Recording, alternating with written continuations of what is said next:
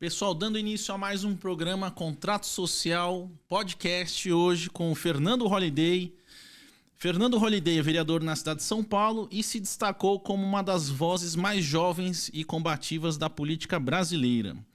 Sua trajetória é marcada por debates em torno de representatividade, políticas públicas e valores conservadores.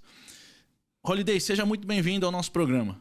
Muito obrigado, Thomas Law. Um prazer estar aqui no Contrato Social e espero que a gente tenha aí um ótimo papo hoje. Holliday, falando de início de política, da sua carreira, o que motivou a ingressar na política tão jovem? E quais foram os seus principais desafios que você enfrentou ao se tornar o vereador mais jovem da história de São Paulo? Pois é, isso é interessante porque eu nunca tive assim a política como um sonho, né? Geralmente é o contrário, quando a gente vê políticos jovens e tal, geralmente eles têm isso como um objetivo, não era o meu caso. Eu comecei a me interessar por política numa aula, né, de escola pública, sempre estudei em escola pública, e tive um professor que era bem à esquerda, assim, e ele começou a tratar do assunto de cotas raciais. E aí ele foi lá e gerou uma provocação para gerar um debate, né? E ele disse em certo momento, olha, todos vocês precisam se preparar para o vestibular, que é muito importante e tal, mas o Fernando, o fulano, ciclano não precisam estudar tanto, porque vocês vão ter uma ajudinha. Aí eu não entendi na hora, né? Perguntei para ele, nossa, mas como assim, professor? Que ajudinha? E aí ele pega e fala, não, é porque vocês são negros e existem as cotas raciais. E aí ele explicou todo aquele processo. E aí eu senti um incômodo muito grande com aquilo, né? E não aceitei. E falei isso pro professor, a gente teve até um mini debate ali naquele momento, tal, não sei o quê. E aí ele deu todas as explicações, e depois a gente pode até entrar mais nesse assunto especificamente, mas eu conto isso para dizer o seguinte, foi esse assunto que me fez voltar para casa e pesquisar sobre cotas raciais, que me levou aos posicionamentos de direita, que me levaram a outros autores e vídeos, etc. E aí eu começo a gravar vídeos colocando a minha opinião. É isso que vai fazer com que lá na frente, em 2016, eu seja eleito vereador de São Paulo, né? Me torne conhecido e seja possível essa eleição. Holliday, como é que foi sua experiência como coordenador nacional do MBL? E quais foram os motivos que o levaram a deixar o movimento em 2021? Perfeito. Eu entro no MBL logo nessa fase aí, né? Que eu estava começando a entender sobre política e a gravar vídeos. Isso em 2015, janeiro de 2015. Inclusive agora farão 10 anos, né, disso. Que é quando eu me torno efetivamente uma figura pública. Esses meus primeiros vídeos ninguém viu e eu nem sei onde é que foram parar, para falar a verdade. Mas eu encontro o MBL porque um dos membros acaba vendo um desses meus vídeos, diz que eu falava muito bem e tal, e me convida para montar um canal de YouTube. Essa era a ideia inicial. E aí isso vai aumentando por conta do impeachment da então presidente Dilma Rousseff. Sim. Começam aquelas pautas a pipocar na imprensa. E aí a gente resolve chamar uma primeira manifestação em março de 2015, que é aquela primeira grande manifestação em prol do impeachment da presidente Dilma, e aí a gente acaba se focando mais no movimento mesmo.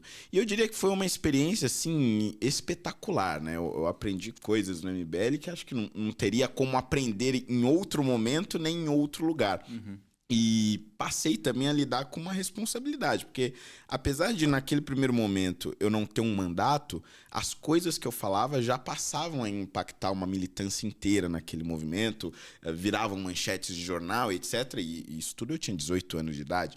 Então acho que me trouxe um amadurecimento muito rápido em uma idade em que a imensa maioria das pessoas não teriam tido. Então, acho que isso me ajudou muito. Agora, eu saio do MBL em 2021 porque eu acredito que eles foram se desviando do seu ideário original, né? Principalmente quando se perdem nas críticas ao então presidente Jair Bolsonaro. Eu fui muito crítico do Bolsonaro, tem vídeos meus aí que circulam até hoje, principalmente agora que eu me reaproximei dele, mas o MBL não soube reconhecer os seus erros, né?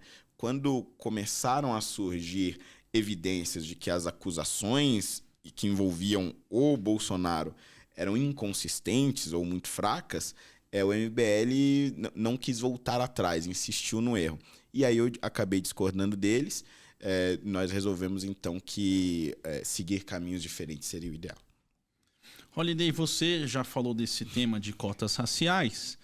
Você poderia explicar suas razões e também a sua opinião sobre o assunto e a evolução desse tema ao longo do tempo? Perfeito. Esse é um tema que eu acho até um pouco complexo, né? Então você até me dá uma licença para fazer um contexto histórico aqui. Porque quando a gente se coloca contra as cotas raciais, às vezes fica parecendo que nós ignoramos o racismo e ignoramos a história da escravidão. Isso fica mais estranho ainda quando uma pessoa negra está falando. Então, acho que é importante fazer essa contextualização. Eu, inclusive, até escrevi um livro sobre isso, fica aqui o merchan. Não, a gente vai ter aqui uma parte que você pode, inclusive, indicar um livro. Ah, boa, legal. Mas eu escrevi um livro chamado Senzala Ideológica que faz justamente isso, faz essa contextualização e essa discussão. Nós tivemos a escravidão no Brasil e ela teve consequências após a abolição, com a exclusão de pessoas negras, inclusive analfabetas, sem acesso à educação e todos esses problemas que nós já sabemos. E aí, os defensores das cotas raciais dizem o seguinte: ela serve como uma espécie de pagamento de dívida histórica para estes negros que foram libertados, mas sem nenhuma assistência do Estado. Portanto, houve a liberdade que foi justa, mas a assistência que deveria ter sido um complemento a essa justiça não chegou. E, de fato, isso foi um erro crasso, né, da Primeira República e do final da monarquia. Mas o grande problema é o seguinte: ao longo do tempo, desde o fim da abolição até hoje, o Brasil passou por uma intensa miscigenação. Muitos imigrantes chegaram aqui, imigrantes europeus, japoneses, chineses, etc. E essas pessoas foram se miscigenando ao longo do tempo. Isso contando ainda com a miscigenação que já havia tido nos séculos anteriores, entre portugueses, nativos indígenas e tudo mais. E o Brasil se transformou em um povo tão miscigenado que ele é incomparável a qualquer outro lugar do mundo. Inclusive, por isso que o passaporte brasileiro acaba sendo muito valioso no mercado negro. Porque um brasileiro pode ser qualquer um, pode ter qualquer rosto, pode ter qualquer cor. Então, separar as pessoas por cor neste contexto, eu acredito que seja muito injusto.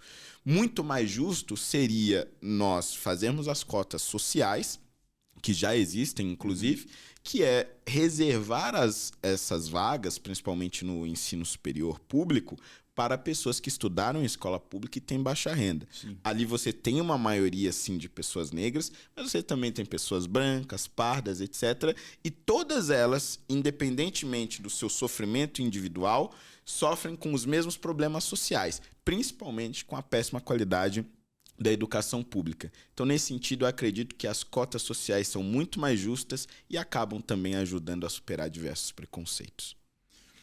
Holliday, já estamos aqui na fase de você indicar um livro, um documentário, um filme para os nossos telespectadores. Legal. Pode ser um filme e um livro? Pode, com certeza. Perfeito. Eu acho que um filme que eu gosto bastante é o Mãos Talentosas. É um filme que conta a história de um neurocirurgião chamado Ben Carson. Inclusive, hoje ele faz parte do Partido Republicano.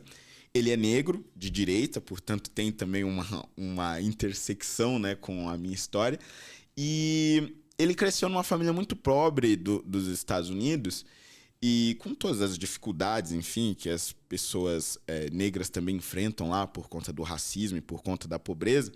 E mesmo assim conseguiu se formar em medicina, se transformou em neurocirurgião e foi o primeiro neurocirurgião da história do mundo a conseguir separar com sucesso gêmeos siameses pela cabeça. Né? Gêmeos siameses, aqueles que nascem unidos, e já haviam tido históricos, né, de união pelas costas, pelo tórax e tudo mais, mas a união cranial ainda não havia tido uma separação bem sucedida. E ele conseguiu desenvolver essa técnica e entrou para a história por isso. E depois entrou para a política e está até hoje no Partido Republicano. Então, Mãos Talentosas fica aí como uma recomendação. E livro, vou fazer o meu merchan de novo. Lógico. Senzala Ideológica, A Escravidão do Negro no Século XXI, é o subtítulo do livro, e fala dessa contextualização histórica da escravidão e das cotas raciais, mas o título do livro, especialmente, Senzala Ideológica, é por uma experiência própria que eu tive e depois eu percebi que era muito comum, infelizmente, no Brasil,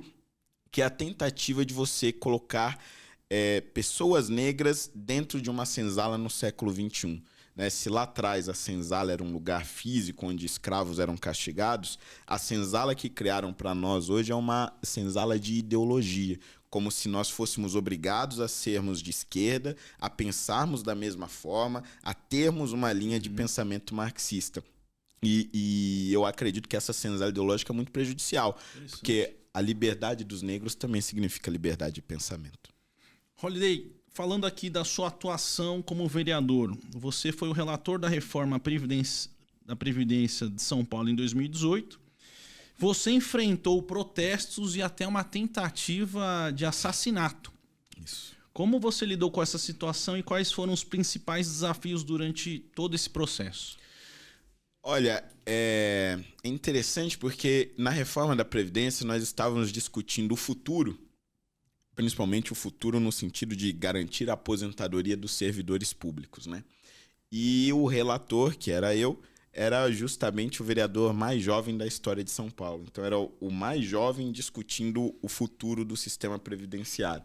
E claro, isso gerou vários protestos, várias discussões e tudo mais, só que naquele dia do tiro, acho que foi o dia que eu percebi realmente que eu estava atingindo interesses de pessoas que eu nem imaginava. Porque eu saí na janela e estava tendo um protesto de sindicatos e tudo mais. Normal, saí para ver o tamanho da manifestação. E era uma manifestação bem significativa. Isso no 5º andar. E aí me reconheceram no microfone. E aí aquela coisa, né? Começam a chegar, vai tomar não sei na onde, filho de não sei quem, aquela coisa toda. E aí é normal, né? Até levei na brincadeira, dei uma risadinha e ia saindo da janela. No momento que eu ia saindo da janela, eu ouço um barulho de estilhaços de vidro próximo à minha cabeça. E depois um barulho muito parecido no 4º andar. E aí me jogam no chão, gritando, é tiro, é tiro, é tiro. E aí na hora eu até dei risada, né? Porque eu falei, gente, um tiro aqui na câmera. E aí é o momento que eu olho para a janela e tem um furo perfeito, bem redondo. Nossa. E não podia ser outra coisa. Pedra não ia chegar no 5º andar e também não ia fazer um furo daquele tamanho. E aí eu meio que entrei quase que num estado de choque, assim, porque... Mas não foi um estado de choque por medo, foi de incredulidade que aquilo estava acontecendo naquele momento, naquele lugar, que eu acreditava ser um lugar muito seguro. E depois a polícia confirmou e parece que a bala passou a pouco mais de 10 centímetros da minha cabeça, então chegou bem perto. Enfim, as investigações não conseguiram concluir de onde veio, quem atirou, e por conta disso eu tive que andar com escolta por mais de um ano. Até hoje ainda guardas municipais me acompanham e por um bom período também com colete à prova de balas. Como não houve renova de ameaças nem nada do tipo, eu pude seguir a minha vida, mas acho que deu um alerta muito grande da importância e do perigo também do papel que eu estava cumprindo. Holliday, fala um pouquinho para os nossos telespectadores. Aqui temos jovens empresários, jovens lideranças. O que você poderia destacar alguns dos seus projetos de lei, né, de sua autoria, que você considera mais impactantes para a cidade de São Paulo? Perfeito. Olha, eu acho que tem 2 projetos. Eu vou falar primeiro de um que ainda está tramitando e eu espero conseguir até o final agora desse ano transformá-lo em realidade, que é o de tratamento psicológico nas escolas, que eu acho que é um desafio muito grande.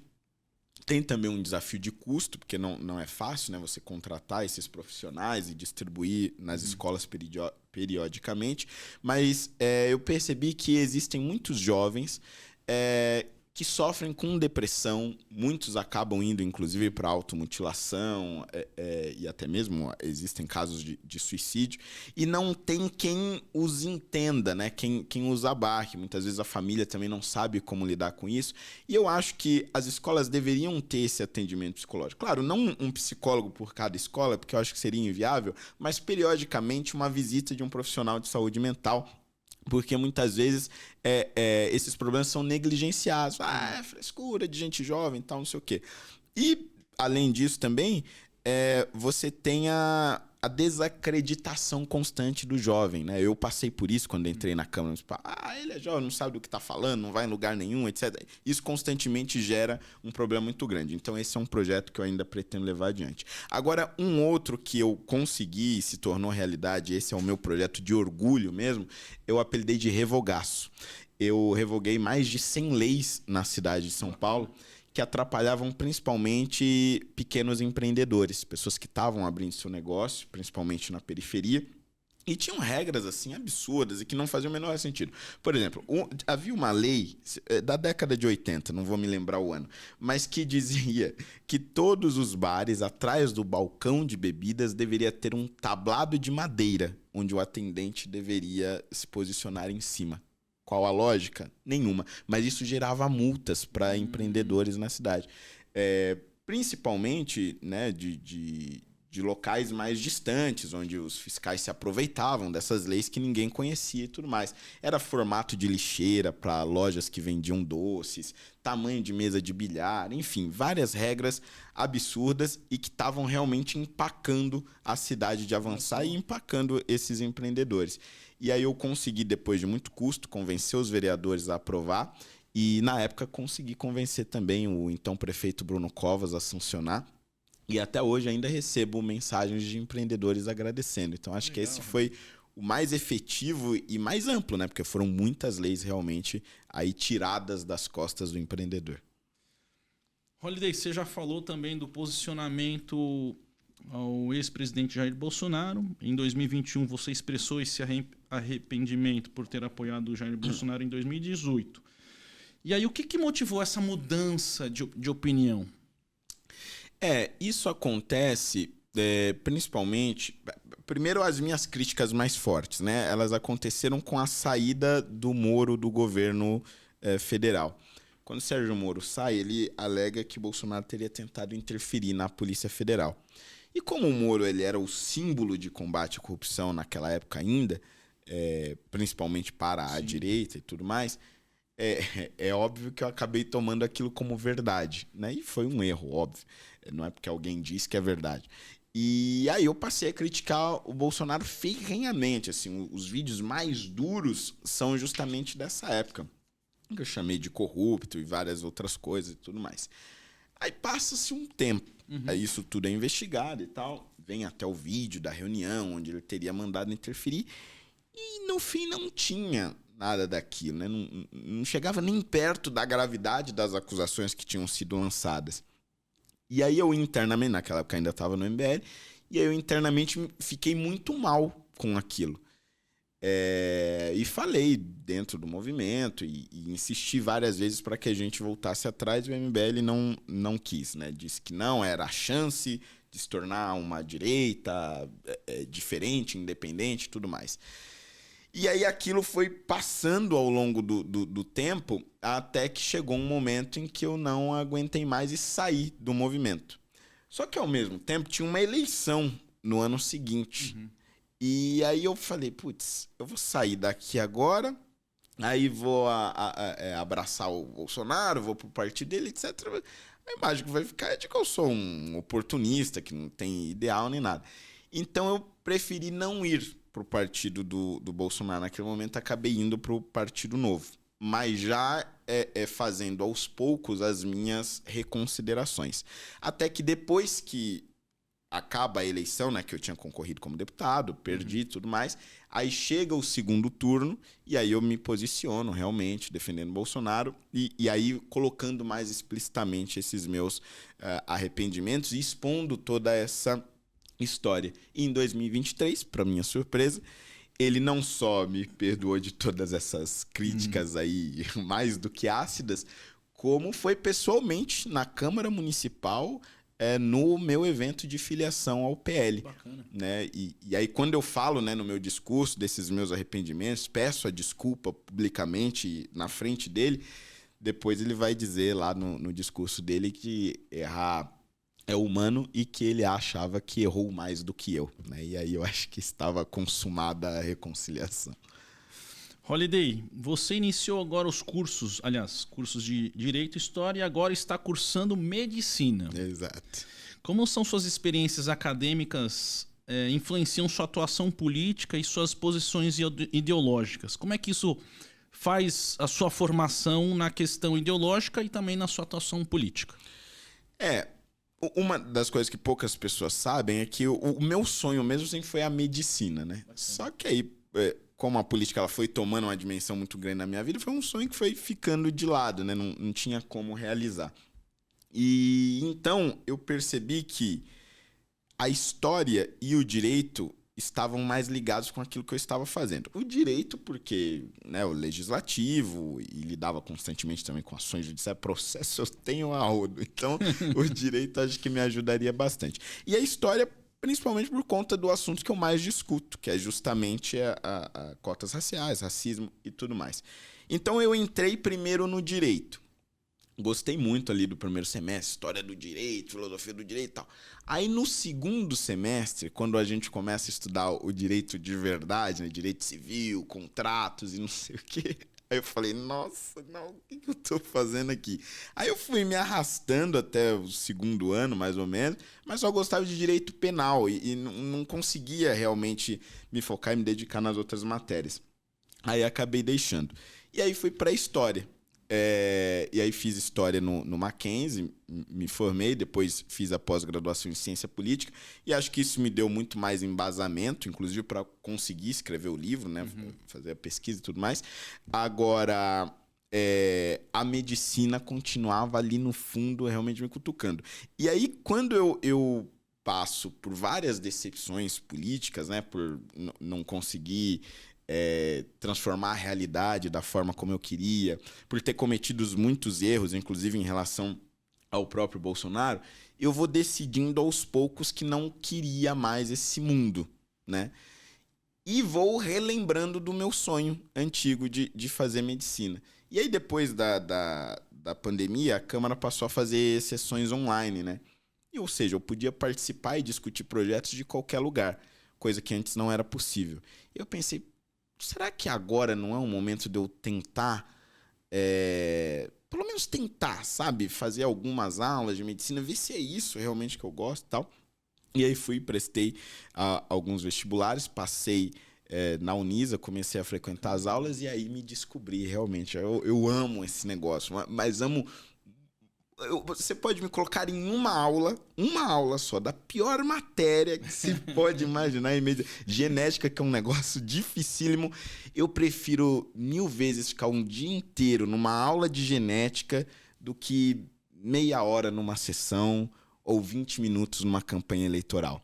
Então, aí eu tive certeza absoluta que agora eu realmente encontrei o meu lugar no mundo. O que é absolutamente inacreditável, né? Porque... eu fui vereador muito jovem, tive um sucesso político muito jovem, né? Sem nenhuma modéstia. Muitas pessoas. E muitas pessoas também me dizem, nossa, você fala muito bem e tal, não sei o quê. Você tem um talento e tal, mas eu não sinto esse combustível, essa força de viver que eu sinto nas aulas de medicina. É um negócio assim surreal. E eu espero que dê certo, né? Eu espero que eu chegue até o final aí dessa estrada. Holiday, visão sobre o Brasil. Qual que é a sua avaliação sobre o atual cenário político e social do Brasil? E quais são, em sua opinião, os principais desafios que o país enfrenta? Olha, eu acho que hoje a gente tem algo de muito positivo no Brasil de hoje, e isso se deve muito por conta das redes sociais, e que muita gente coloca como vilã, que é a polarização. Eu acho a polarização excelente.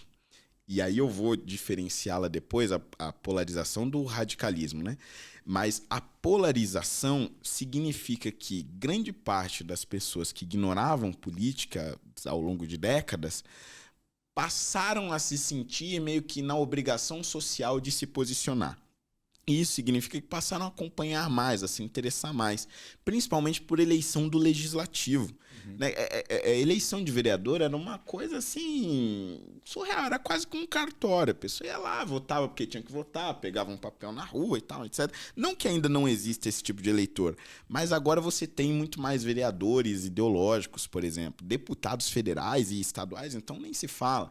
As disputas majoritárias também passaram a ter um debate muito mais intenso sobre ideias e não somente sobre políticas populistas. Então acho que isso é muito positivo. Agora, claro, com isso também vem um radicalismo, né?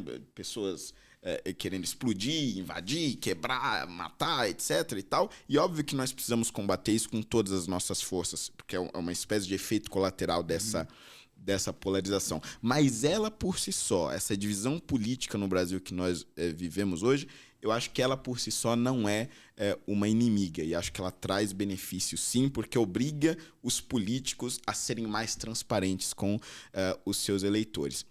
Agora, claro, eu sou um crítico, né, do governo que está aí, um crítico do governo Lula. Acredito que as medidas que estão sendo tomadas, principalmente do ponto de vista econômico, são muito ruins, vão fazer mal para o Brasil, mas, ao mesmo tempo, eu também acredito que em 2026, novamente, o pêndulo vai voltar para a direita. Acho que o movimento do Brasil vai ser muito parecido com o que aconteceu nos Estados Unidos. E nós veremos isso não somente na presidência, mas também nas eleições legislativas, tanto na Câmara dos Deputados quanto no Senado. Holliday, já estamos chegando próximo ao fim do nosso programa, mas antes disso, perguntar para você quais são os seus planos para as próximas eleições e como pretende continuar contribuindo para a política brasileira. Perfeito. Vou começar pelo final, né? Eu pretendo continuar contribuindo principalmente com as minhas opiniões, o que significa que eu não vou deixar de gravar os meus vídeos, de participar de podcasts aqui como esses, programas de rádio, televisão. Acho que eu posso contribuir muito, principalmente com análises políticas. E de bastidor, eu pretendo agora começar uma carreira diferente, uma carreira de consultoria. Né? Já conversei com vários mandatários que foram eleitos agora nessa eleição municipal e que na verdade, vieram me procurar e por conta dessa procura eu acabei tendo a ideia. Porque eles viram que eu não seria candidato e tudo mais, e aí perguntaram, olha, mas tem como você me ajudar na análise de projetos de lei, em trâmites legislativos, etc. Eu falei, caramba, aí tá um nicho, né, que eu posso trabalhar. Então, eu pretendo ajudar esses mandatários como consultor, e aí vai ser um trabalho mais de bastidor pelos próximos anos. Em 2026 não pretendo vir candidato, mas eu não descarto lá na frente, em 2028, ainda está bem longe, né? Mas em 2028 vir a vereador novamente, porque aí eu já vou estar no final da faculdade e tudo mais, já vai ser um pouco mais fácil trabalhar com outras coisas, até mesmo fazer campanha, e acho que eu vou ter uma nova gama de conhecimentos que eu não tive no outro tempo, nos outros mandatos, né? E vou estar muito mais maduro, óbvio, né? Vou estar com 33 anos em 2028. Então, acho que pode ser aí uma oportunidade de recomeçar, de me reintroduzir novamente no meio político, aí na linha de frente, né? Mas até lá, pretendo ficar na retaguarda. Holliday, quer fazer suas considerações finais, deixar um recado para a população? Perfeito. Acho que o recado final que eu quero deixar é que nesses últimos 10 anos nós passamos por muita coisa na história do Brasil, né? E em diversos momentos parecia que nós não teríamos esperança de um futuro melhor. Na verdade, era bem desanimador. E mesmo assim nós superamos todos esses momentos. Então, por mais tenebroso que pareça o cenário, por mais difícil que pareça o caminho, por mais escuro que pareça o túnel, a luz sempre vem. Ela está lá. Pessoal, quero aqui agradecer a participação de vocês até este momento no nosso programa Contrato Social. Agradecer Fernando Holliday pela belíssima exposição e aula aqui de políticas públicas. E até a próxima no nosso programa Contrato Social.